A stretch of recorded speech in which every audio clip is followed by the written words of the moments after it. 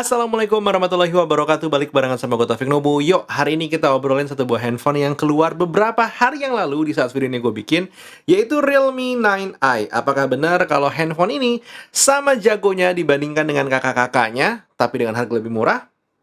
Let's see. Sebelumnya, izinkan dulu gue memperkenalkan diri. Nama gue adalah Taufik Nobo.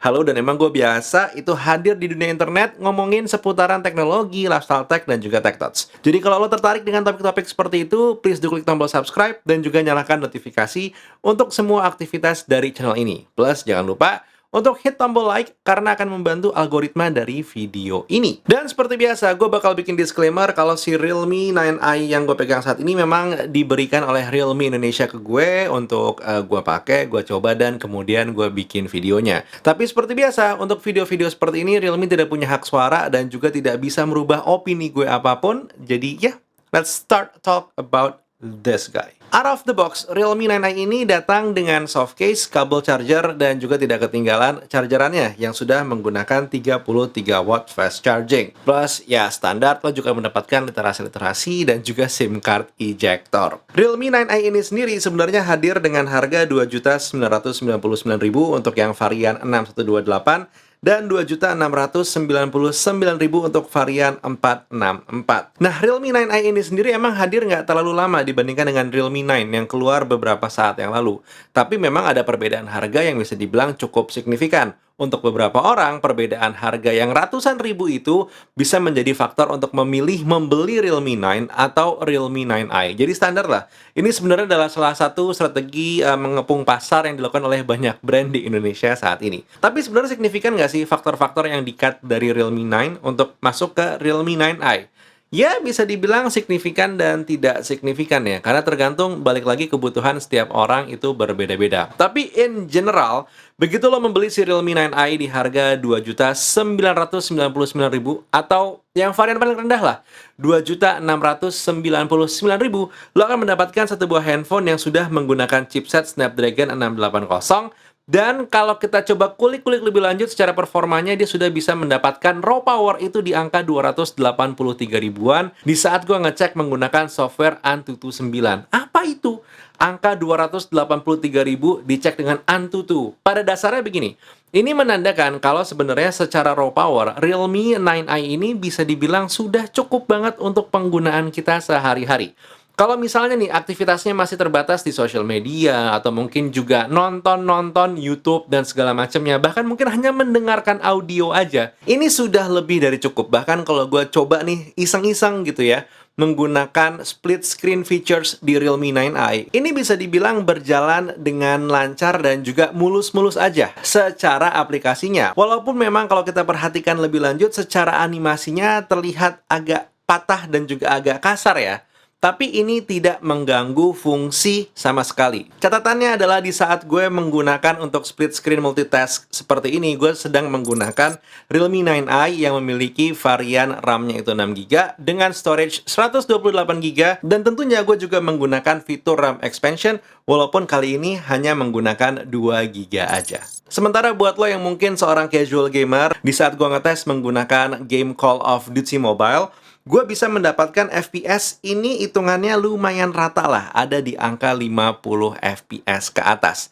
Sempat ada satu kejadian di mana dia itu frame-nya sempat drop sampai ke 30 FPS, tapi ini hanya satu frame aja, dan kalau gue ingat-ingat, ini adalah saat dimana gue lagi main terus gue die.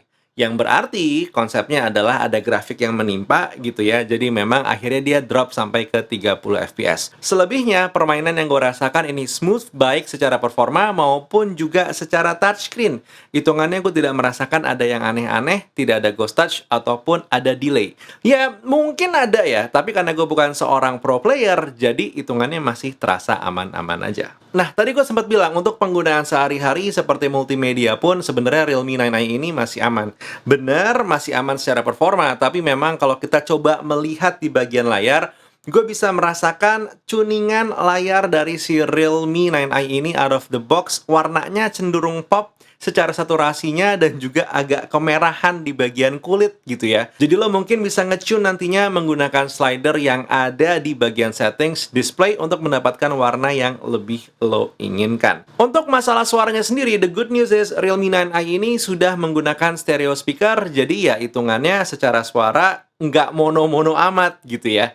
Tapi memang kualitas suaranya ini bisa dibilang agak lumayan mendem di bagian mid di frekuensi suara orang. Jadi suaranya tuh agak kayak kurang pop out gitu. But either way, a good gesture untuk stereo speakers. Hopefully kualitasnya juga bisa ditingkatkan mungkin di iterasi berikutnya. Atau syukur-syukur bisa lewat firmware. Syukur-syukur, gue nggak janji. Sedikit tambahan untuk layar Realme 9i ini, walaupun masih menggunakan panel LCD, tapi dia sudah menggunakan refresh rate 90Hz. Jadi hitungannya kalau lo pengen scrolling social media, ataupun juga scrolling website dan segala macamnya, it is nice. Perbedaannya antara 90 dan juga 120Hz, itu bisa dibilang tidak terlalu signifikan. Untuk performa baterai sendiri, gue belum sempat menggenjot Realme 9i ini sampai sebegitunya, tapi gue melihat testimoni beberapa teman-teman tech reviewer yang lain, masih bisa tuh ngedapetin sehari lebih dengan screen on time up to 7 jam. Tapi berdasarkan hasil uji coba gue sendiri di saat gue lagi meliput satu buah event audio peripheralsnya Sony, itu gue hanya memakan daya ada di angka belasan persen. Kalau gue nggak salah ingat ada di sekitaran 14%. Jadi gue keluar rumah itu kondisi baterai 97% dan gue sampai rumah jam 6 sore, setengah hari jadi ya, itu kondisi baterai masih ada di angka 83%. Penggunaannya lebih banyak di kamera, gue ngambil video, terus gue juga ngambil foto dan segala macamnya, dan ya, sebenarnya hitungannya secara baterai udah lumayan badak lah di 5000 mAh. Kalaupun emang lo ketakutan baterainya ntar habis dan segala macam, daya chargingnya 33 watt harusnya sudah cukup cepat ya untuk nge-charge si Realme 9i ini. Nah, ngomongin hasil kamera, pas banget gue kemarin sempat liputan lah ya jatuhnya gitu di acara audio peripheralsnya Sony, dan bisa gue bilang dalam kondisi cahaya yang challenging, Realme 9i memang tidak bisa memberikan hasil yang gitu ya. Beberapa hasilnya bisa gue lihat terpaksakan, ada flare di mana-mana, terus juga dalam kondisi yang super challenging, terasa sekali untuk melifting shadow terlalu banyak sampai akhirnya tidak terlihat natural. Intinya memang ya bukan satu buah handphone yang lo push untuk mengambil foto dengan situasi yang sulit. Tapi kalau lo mengambil foto sambil menerapkan teori-teori dasar fotografi, tidak melawan cahaya, lo ikutin arah cahaya dan segala macam ya, secara hasil sebenarnya bisa-bisa aja. Dapat foto yang proper itu ya tentu bisa. Untuk hasil videonya sendiri, Realme 9i ini mentok di 1080 dan ya memang terlihat sangat bergoncang ya, baik kamera depannya ataupun juga kamera belakangnya. Untuk masalah metering exposure ini cukup agresif, jadi ya emang harus diakali menggunakan third party app untuk mendapatkan metering exposure yang tidak seagresif aplikasi bawaannya Realme 9i. Nah, sekarang kita coba jawab pertanyaan di depan. Apakah si Realme 9i ini lebih murah tapi sama jagonya dengan kakak-kakaknya seperti Realme 9? Jawabannya adalah tidak ya, karena ada harga tentu ada rupa. Cuman kalau kita coba belah-belah lebih lanjut lagi ya, secara performa sebenarnya dia masih bersaing, karena untuk hari-hari hitungannya aman aja, apalagi sosial media dan juga nonton, multimediaan segala macam, safe. Casual gaming juga aman. Satu hal yang memang menurut gue di akhirnya lumayan kalah dibandingkan dengan kakak-kakaknya adalah di bagian kamera atau di bagian fotografi, yang menurut gue sebenarnya ini masih bisa dibilang wajar. Pengurangan harganya lumayan. Jadi secara teori memang harusnya ya pengurangan kualitasnya juga ada lah di bagian sana. Cuman balik lagi ya, kalau misalnya lo menguasai teknik-teknik dasar fotografi, terus juga lo tahu hasil akhir foto yang pengen lo ambil itu seperti apa, harusnya masih aman-aman aja. Di tangan amatir seperti gue inilah, hasil fotonya bisa terlihat kurang pleasing.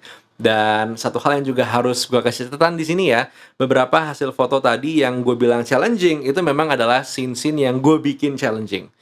Jadi ya wajar juga kalau dia keteteran.